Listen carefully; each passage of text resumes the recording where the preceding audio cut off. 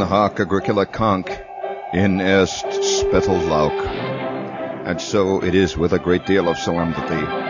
It is with a great deal of solemn consideration and deliberation that once again we here on this Concerns radio station, a radio station that deals almost exclusively with the deep innermost passions of man's extremist desires for the existence of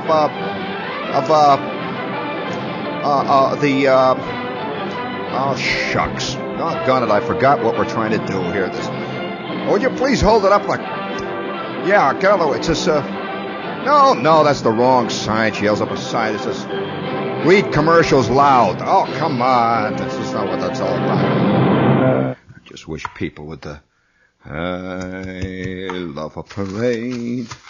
A rootity-toot, a rootity-toot, the beat of the drums. La-ta-ta-ta-ta, ta-ta-ta-ta-ta,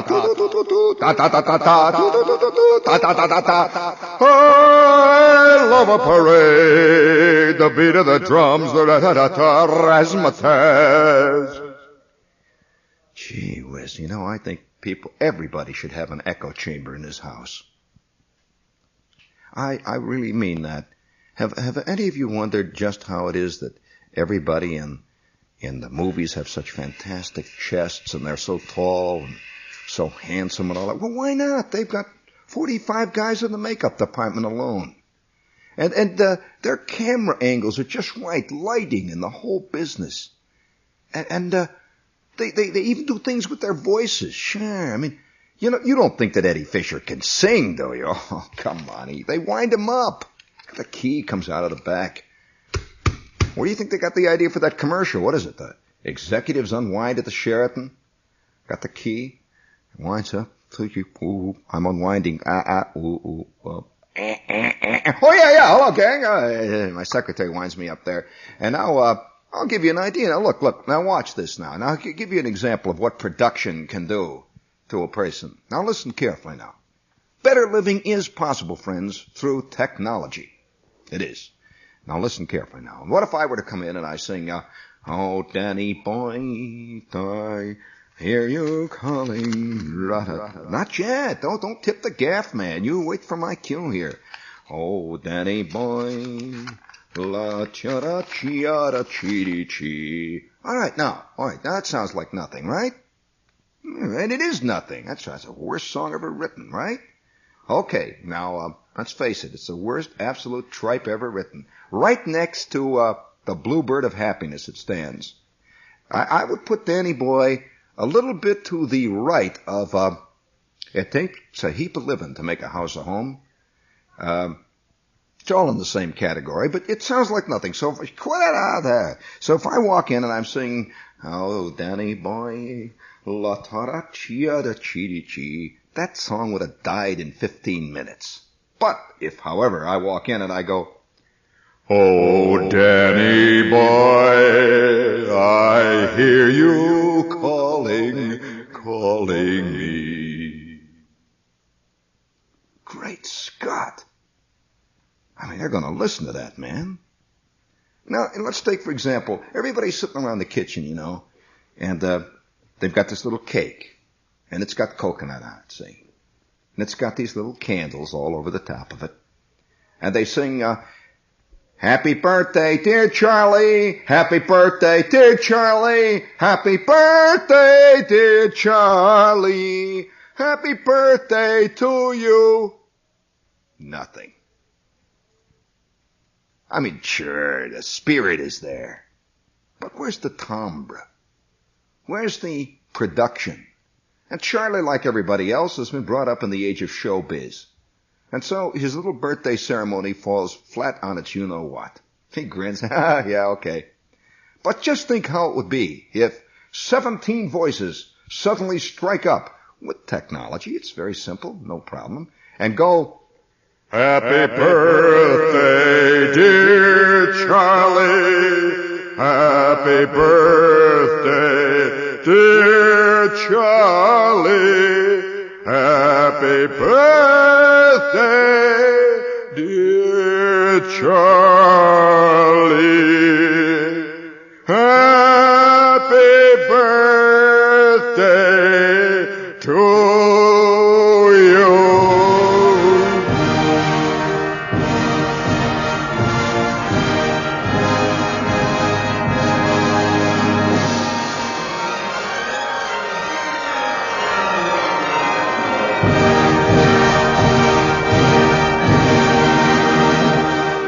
Yes, happy birthday, dear Charlie. Happy birthday to you. Happy 34th birthday, dear Charlie. Happy birthday to you.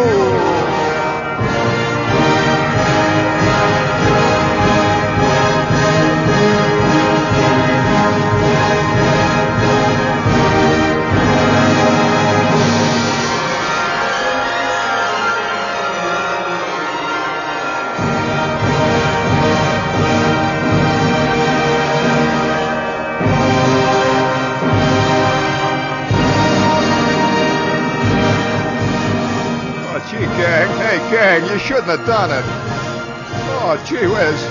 And then the lights go down, and a great silver flame rises out of the kitchen table.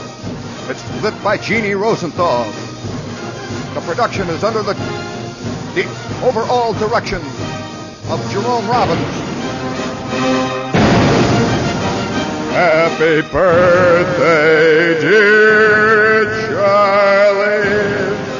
Oh, he's a jolly good fellow. He's a jolly good fellow. And he's a jolly good fellow, as anyone can see.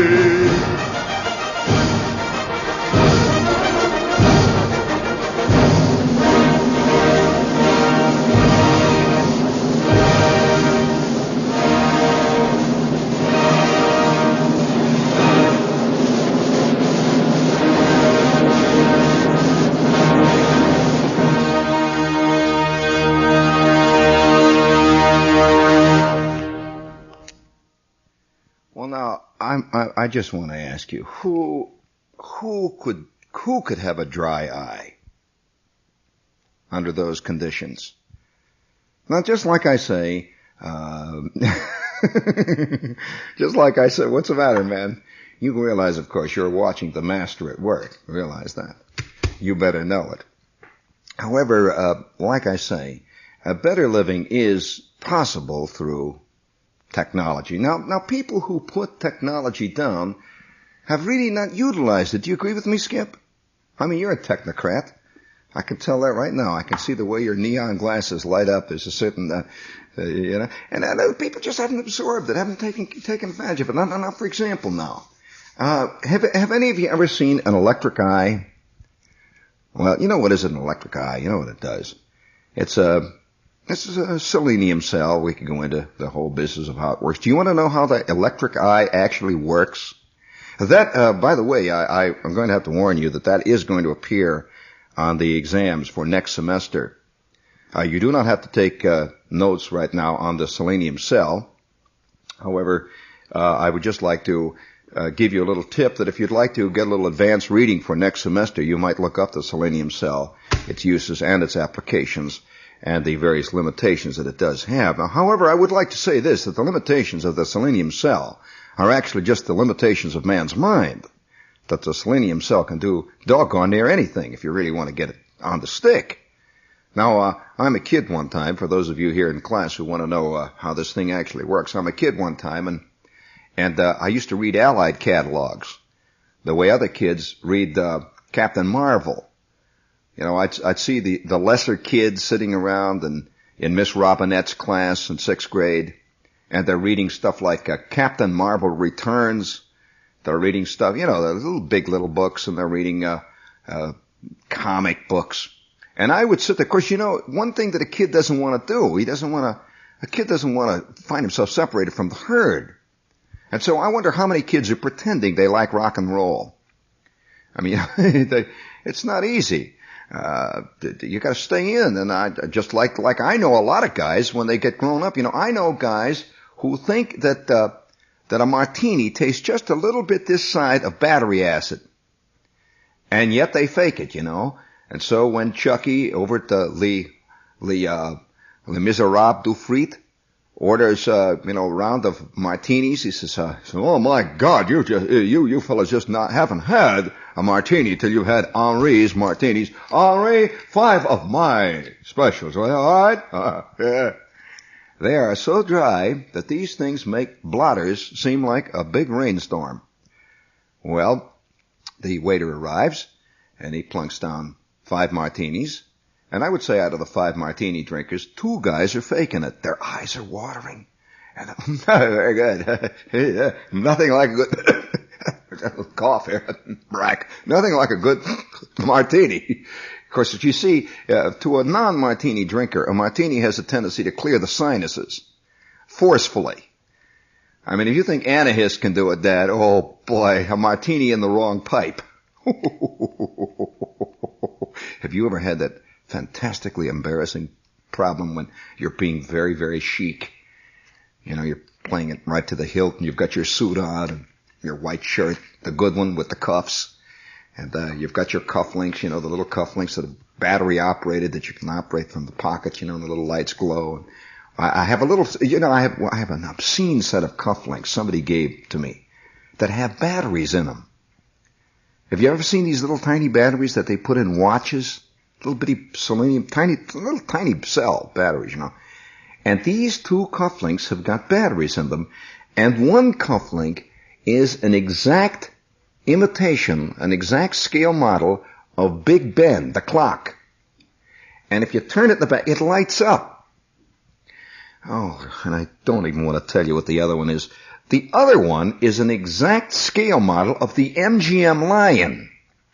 And it lights up. And, well, I don't have to tell you who gave that to me. It was a promotional gimmick, but what an unbelievable pair of gauche. And they're about the size of small bowling balls. I don't have to add that to you. They weigh 4.5 pounds apiece. And you're sitting there with your cufflinks on, and they're all lit up, and Big Ben is chiming, and the lion is roaring, and you're drinking your martini, and you're trying to play it up. Have you ever had the experience of getting something down the wrong pipe? You know the expression, getting it down the wrong pipe?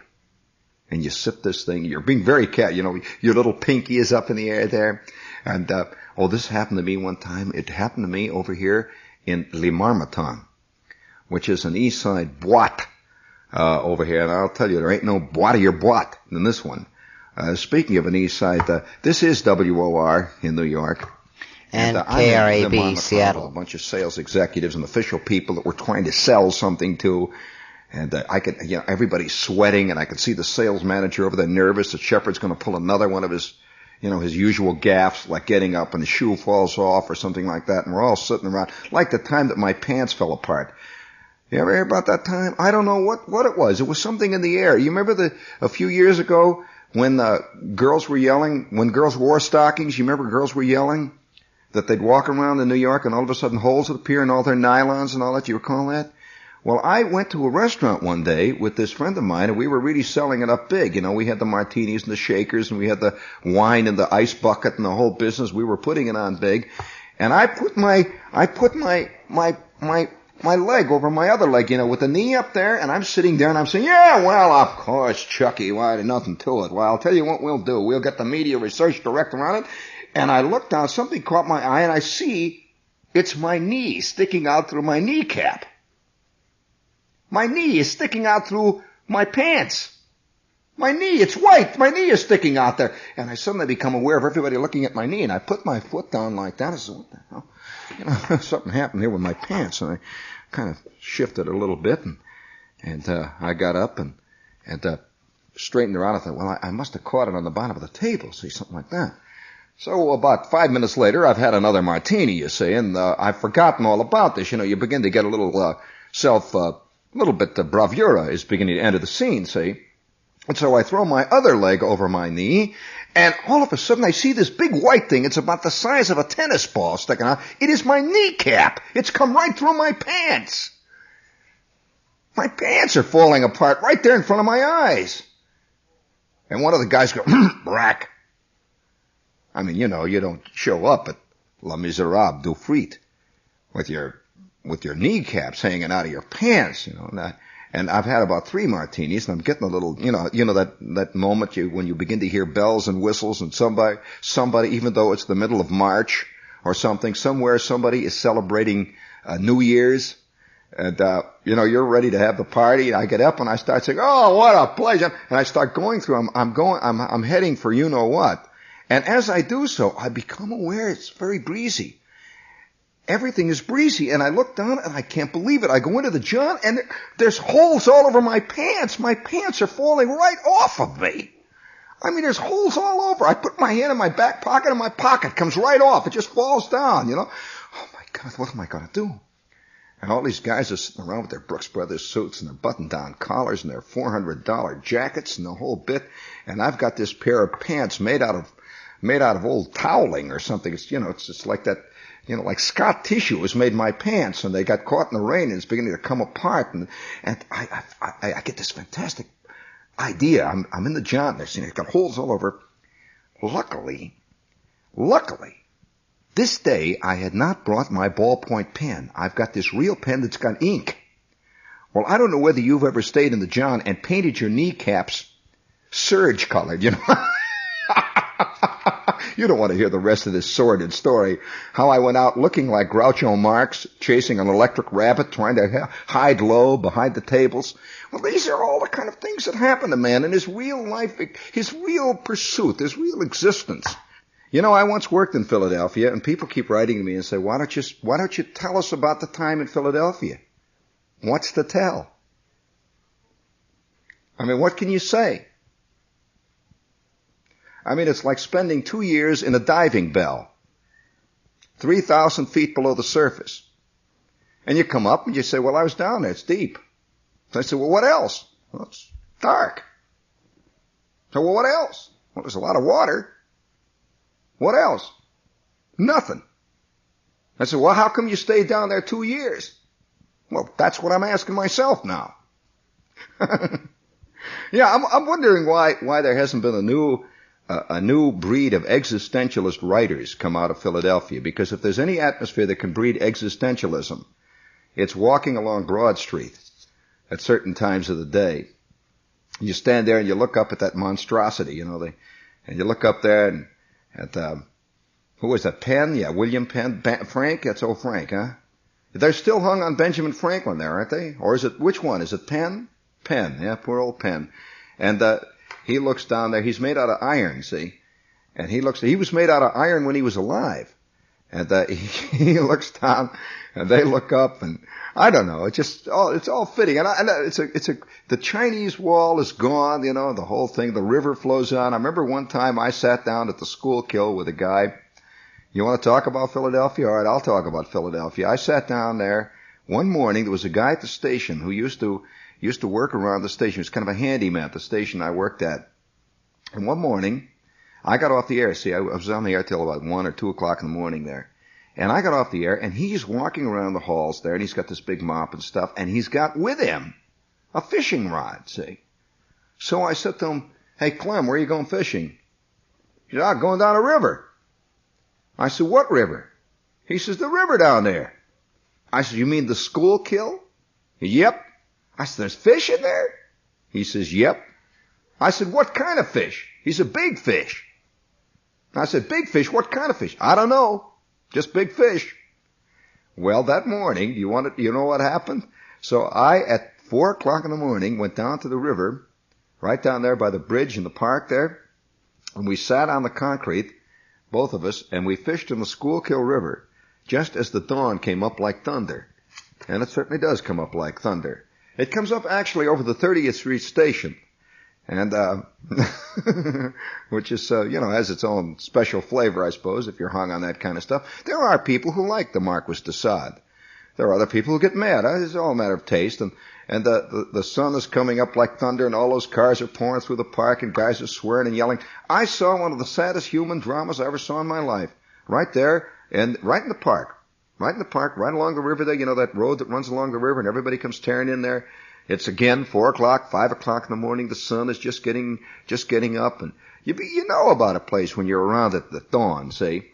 And I'm riding along like mad in my car, and I'm almost late to where I'm going. I had to be on a morning radio station very early in the morning. My old buddy Jack Pyle was doing a radio show in the morning, and he wanted me to be on the show with him. See, so I'm tearing through the darkness there. It's dawn, and it's cold. And ahead of me is this Philadelphia-type Plymouth. Now they have special cars in Philadelphia. Even the cars look square. I don't know what it is. You can get the wildest looking car. You get a D model Jaguar, and somehow it looks like a little old lady should own it. You know, it's Philadelphia. So we're going through the darkness there. I'm driving along, and I see that the trunk of this car is open. It's one of these cars with a big trunk on the back. And it's open. He's got a couple of big fins sticking up there in the middle. And the trunk is open, and he's got a little string holding the trunk down. But there is something in the trunk. And that's why he's got it pulled down. See, but it's open. See, whatever it is too big to fit in the trunk, but he's got it in the trunk. He's got the string. So we're going along there, and a couple of guys whistle past me, and a guy whistles on the other side of me. We're all whistling along. We're all wrapped in our own dreams. And let me tell you, that's what Philadelphia specializes in. People wrapped in their own dreams. And we're going on. You can see the river down there, and that Greek monstrosity, the museum, standing up there like it stands up there like some wedding cake or something. You expect to see this little guy made out of icing standing on top of it, and this girl made out of icing. And he's painted, with a little black tuxedo, and underneath it says "Good luck." And and we're driving along. No, don't get me wrong. Just like Sidney Skolsky says, don't get me wrong. I love Philadelphia. And this is one of those moments that happen in life, that are the real moments in life. And suddenly I see the trunk of the car. This guy's cut in ahead of me, and this road has a lot of wavinesses in it when you're going through the park there. And it's one of those roads, and just going up and down. And I see his trunk go, whoop, eek, squeak, oh, wee, eek, squeak, oh. And then I see the little cord go, uh-oh. And up goes the back of his trunk. Now he's about 100 yards ahead of me. And he hits another bump. He goes whoop like that. And then boom! Out of the trunk, I see this television set. It bounces out. And have you ever seen a 23-inch television set spread-eagled against the morning sky in Philadelphia with its little rabbit ears hanging out there, beseeching to the heavens? Well, it spun once or twice in the air, just spread eagle like that, right in the middle of the street. It made a slow Immelman. I could see that it was trying to recover. It made a slow power barrel roll with the left wing down, the little rabbit ear flapping beseechingly again, and then pow! All over the street, the television set.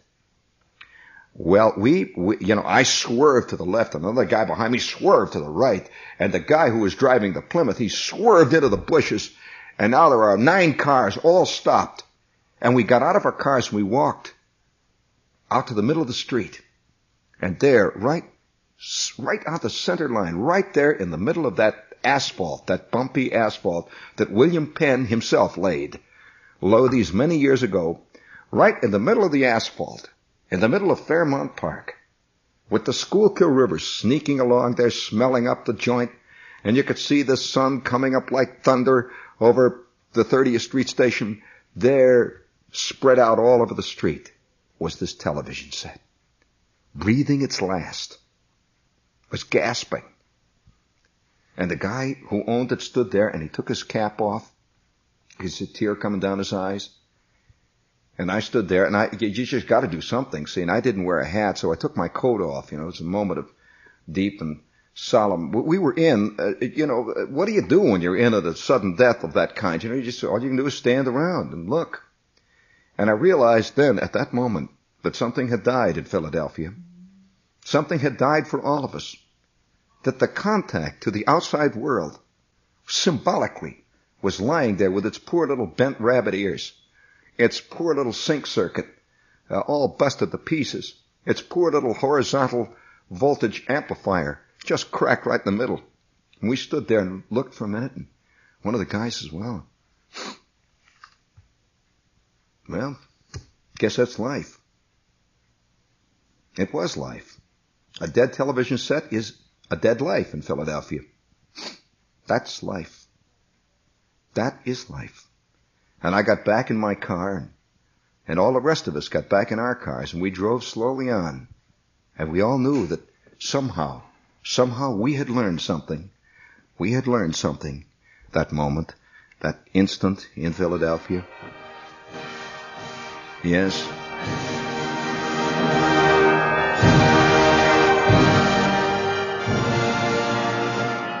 And that little tiny band of Philadelphians, of which I was a member, that little tiny band of men struggling over the curving surface of this poor, sad planet Earth, that one brief instant of insight, that realization of mortality, that we are but here for an instant, as we left that poor, sad, battered television set, lying spread-eagled, its mortal remains naked to the growing sun, as we moved on towards the 30th Street station, as we moved down and turned left at Market, we headed deep into the heart of darkness, deep into the heart of the Stygian pit that man digs for himself. And so tonight we salute you, O city of brotherly love. Yes.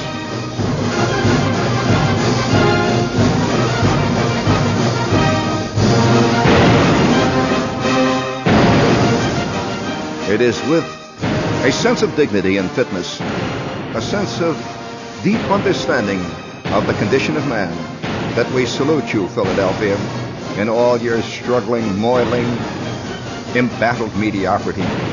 We salute thee tonight.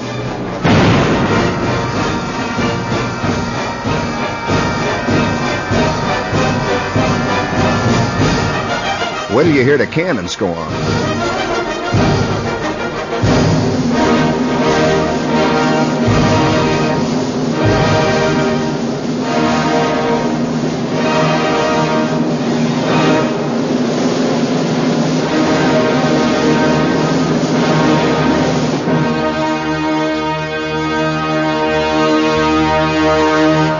That says it, Peter, baby.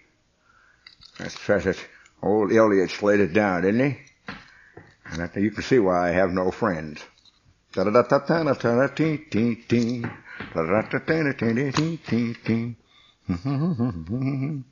I light up this cigar. Yeah, better living. I've just got to get back to our original theme. That better living is certainly not only available, but it's realizable through technology. I felt this for a long time. And I'm this kid, see, and I'm reading the Allied catalogs the way the other kids read Superman Returns. And I'm reading them the way other kids read Captain Marvel comics. And I'm reading Allied catalogs. And one day, I see a special. You know, they have the summer catalog. You've seen the flyers. One of the big moments of my life, always when I was a kid, would be when I would get the spring special bargain flyer from Allied and from Lafayette. Oh, you know, it was a sexual experience. It genuinely was. I mean, I'd sit there and my whole soul would cloud up with insane desire for all these spring specials. And there, for 54 cents, was one genuine electric selenium eye available. Now, that was a steal.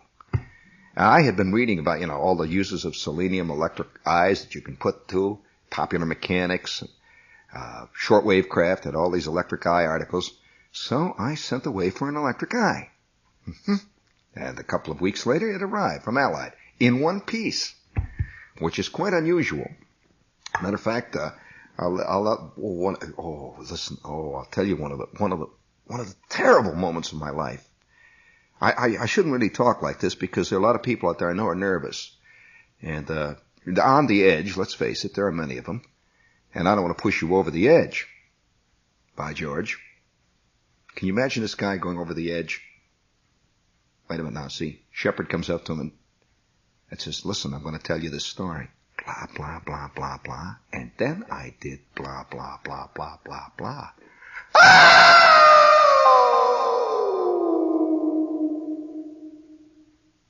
Down he goes into the abyss. And I done it. Well, I don't want to do that to you tonight, so I realize that a lot of you are on the edge of the abyss, and that's an awful deep abyss. I'll tell you, it's awful wide, too.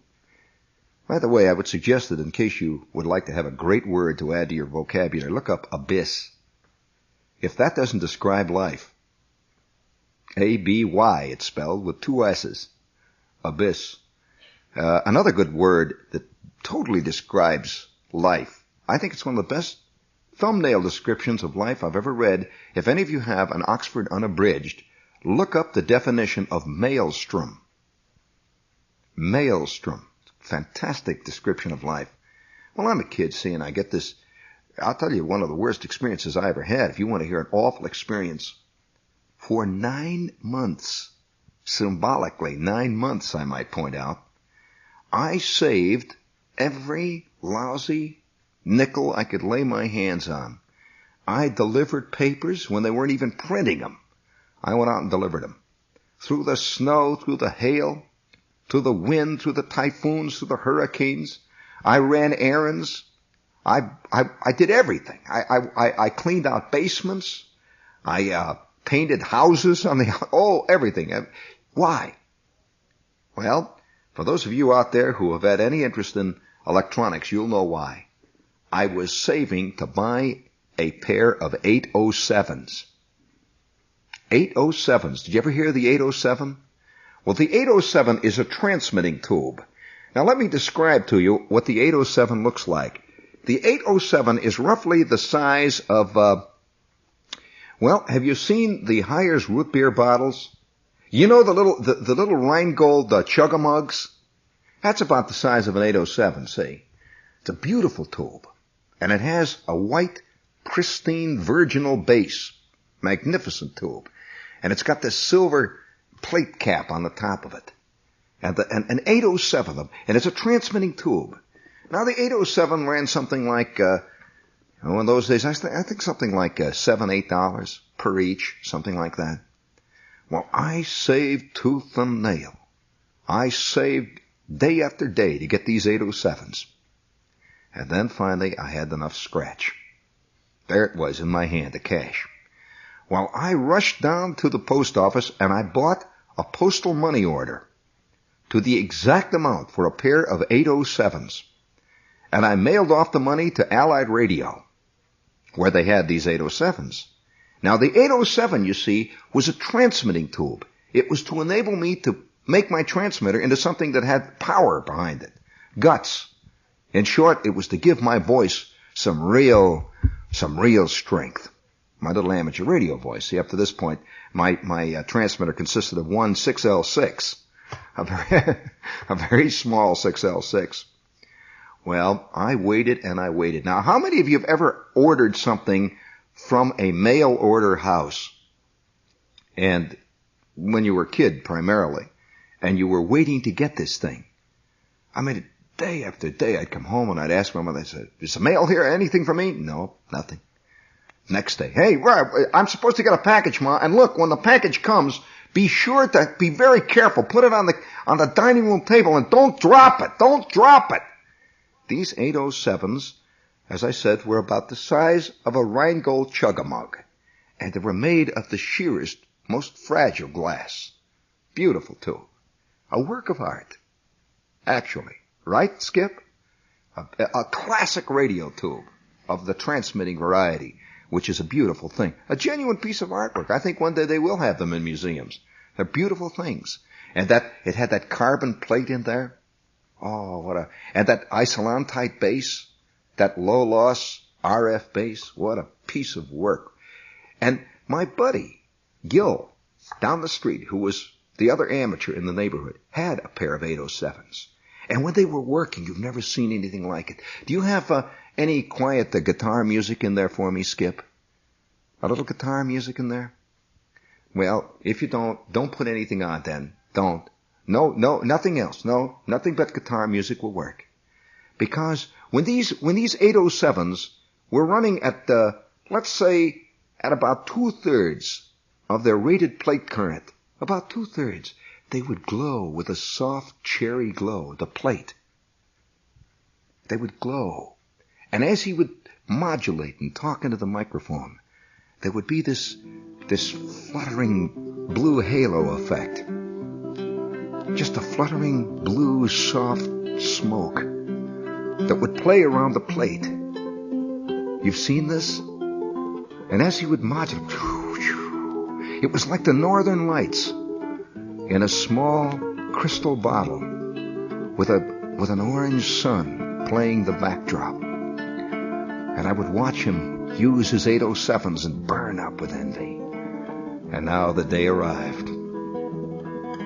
The day finally arrived. And there on the living room table was a box marked Fragile. Allied Radio Corporation, Jackson Boulevard, Chicago. Rush. Fragile. Technical equipment. $15 worth of my life. $20 million worth of my dreams and more. And I took out my Boy Scout knife and carefully I slit along the edge of that tape paper. Then I slid it the other way. And then I opened the box that was filled with ground paper. And carefully I removed the ground paper. And there were 2 cardboard containers that said Taylor Tubes, 807s. Oh, mine. Oh, all the wonders of Kublai Khan. And I reached into one of the boxes and opened the end. And out came trickling a long, thin stream of powdered glass. A long, thin stream of powdered glass. I opened the other, and a second stream of powdered glass joined the first. I will never forget that moment.